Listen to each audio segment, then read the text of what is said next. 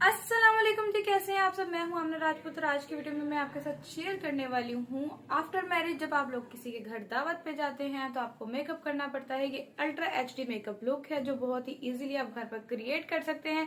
बहुत दिनों बाद आपके साथ बहुत ही अमेजिंग वीडियो शेयर करूंगी जो आपके लिए बहुत हेल्पफुल साबित होगी। तो चलिए करते हैं वीडियो को स्टार्ट। अच्छा, सबसे पहले ना आपने फेस को ना मॉइस्चराइज करना है किसी भी मॉइस्चराइज़र से। मैंने यहाँ पे डव का मॉइस्चराइज़र यूज़ किया है। ये ना इससे आपके स्किन पे जो भी कोई रफनेस ड्राइनेस कुछ भी होगा वो बिल्कुल सॉफ्ट हो जाएगा। उसके बाद मैंने फेस मेकअप सीरम का यूज़ कर रही हूँ। मेकअप सीरम को मैंने फेस में लगा के ना अच्छी तरह फेस पे ऑब्जर्व कर लिया। उसके बाद मैंने प्राइमर यूज़ किया ताकि जो भी मेरे फेस पे ना ओपन पोर्स हैं वो मिनिमाइज़ हो जाएं।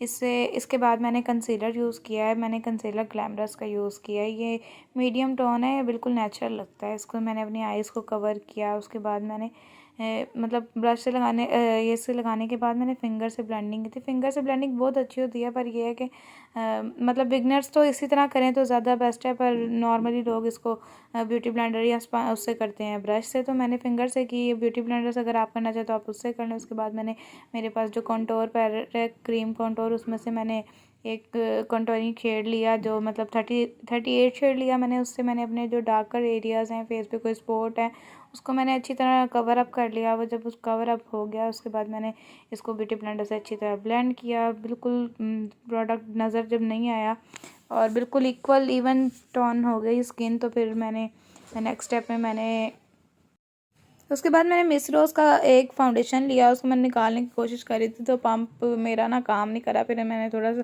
इसके कवर को लूज़ किया और फिर मैंने इसके अपने हाथ के बैक पे इतना लिया जितने मेरे फेस को ज़रूरत थी। फिर मैंने इसको ब्यूटी ब्लेंडर से अपने फेस पर अप्लाई किया और प्रॉपरली अप्लाई करें। इसकी फिनिशिंग बहुत अच्छी है और मुझे ये बहुत पसंद है। एक तो ये आपको बहुत नॉर्मल प्राइस में मिल जाती है और उसके बाद इसकी HD फिनिशिंग है। बिल्कुल आपकी स्किन पे ना ये पेनिट्रेट हो जाती है, बिल्कुल इवन टोन नज़र आती है। और अगर मेरी स्किन एवरी है, मतलब स्किन के अकॉर्डिंग एवरी शेड यूज़ होता है, तो मैंने अपने फेस पर एवरी यूज़ किया है। तो इसमें बहुत सारे शेड्स हैं और ये बहुत रीज़नेबल फाउंडेशन है, सर्दियों में बहुत अच्छा काम करती है।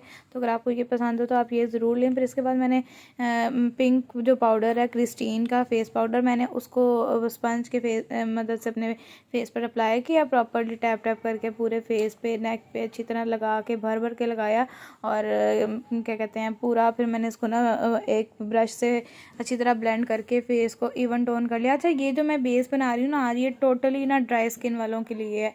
मतलब ना इसमें मतलब इसमें सारी ड्राई बेसिस और ये चीज़ें जो यूज़ करी हूँ ना, ये ड्राई स्किन वालों के लिए है। और ये फाउंडेशन जो है ये बिल्कुल HD लुक देता है और इसके बाद लगाने के बाद ना बिल्कुल फेस ऐसे लगता है जैसे आपकी नेचुरल बेस हो, मतलब बहुत ज़्यादा हैवी केकी लुक नहीं देता। फिर इसके बाद मैंने ब्लश ऑन पैलेट लिया, अपने चीक्स पे, अपनी नोज़ पे, अपनी चिन पे ब्लश ऑन अप्लाई किया है मैंने पीच कलर का और उसको प्रॉपर तरीके से ब्रश से ब्लेंड कर लिया, फेस में पेनिट्रेट कर लिया। उसके बाद मैंने फिक्सर अप्लाई करा फेस पे और इसको ये मैंने मिस रोज़ का फिक्सर अप्लाई किया है। ये भी बहुत ज़बरदस्त है, इसकी फिनिशिंग बहुत अच्छी है और ये लॉन्ग लास्टिंग है और रीज़नेबल भी मिलता है। उसके बाद मैंने रिवाज की हाईलाइटर पैलेट से अपने चीक्स पे हाईलाइट किया। चीक्स पे जो शेड लगाया वो थोड़ा पिंकिश है और मैंने गोल्ड शेड से अपनी नोज़ पे, अपने हाईलाइट एरिया पे हाईलाइटिंग कर ली है और मेरी बेस हो गई कंप्लीट। इसके बाद मैंने स्पूली की हेल्प से अपने आईब्रोज़ को नीट किया। इसमें जो भी बेस के प्रोडक्ट्स गए मैंने इसको क्लीन कर लिया। उसके बाद मैंने एक ब्राउन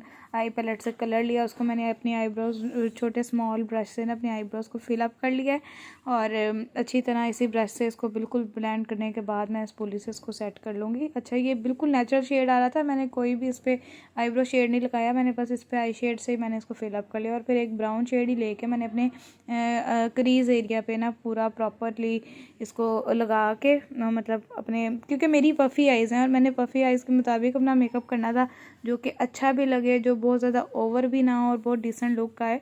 तो फिर मैंने एक ब्राउनिश शेड लेके डार्क ब्राउन शेड है, इसको मैं अपनी पूरी प्रॉपर क्रीज एरिया पे लगाऊंगी।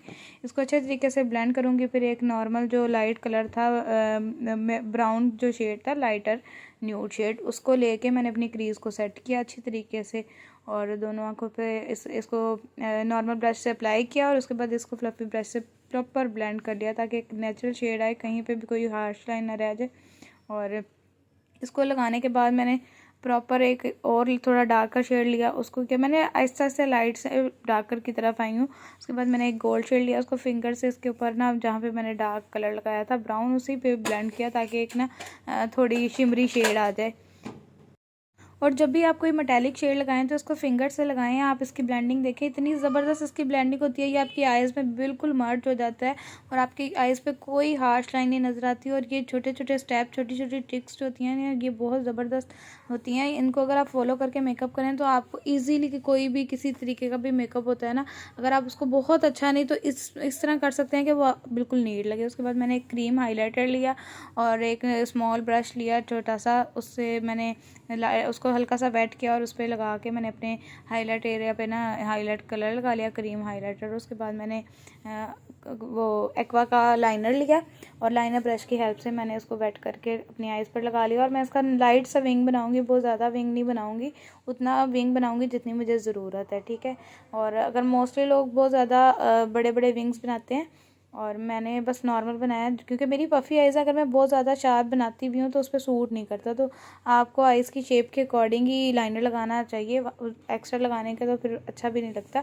उसके बाद मैंने एक छोटा सा टेंकल ब्रश लिया, उसके ऊपर मैंने पिंक ब्लश ऑन से ही शेड ले लिया, पिंक शेड को आइज़ के नीचे लगाया। ये बिल्कुल नेचुरल लुक देता है और आपकी आइज़ का मेकअप जो है ना वो बहुत अच्छा इससे लगता है।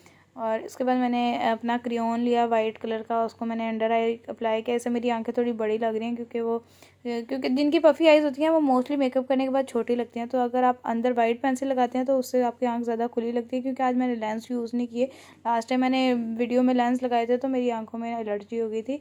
तो अब मैंने लेंस यूज़ किए हैं तो फिर वो मेरी आंखों में सूट नहीं कर रहे थे। आज मैंने विदाउट लेंस ही मेकअप किया तो इस वजह से मैंने फिर अंदर वाइट पेंसिल लगा ली है।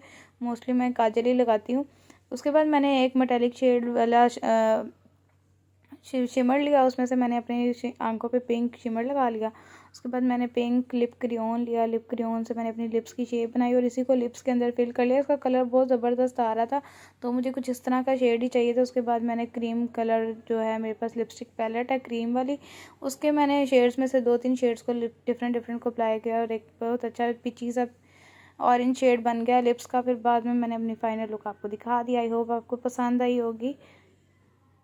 आई होप ये वीडियो आपके लिए हेल्पफुल साबित होगी। अगर वीडियो पसंद आई है तो मेरे चैनल को सब्सक्राइब कर दें, वीडियो को लाइक कर दें, प्यारा सा कमेंट कर दें। मिलते हैं नेक्स्ट वीडियो में, तब तक के लिए अल्लाह हाफिज।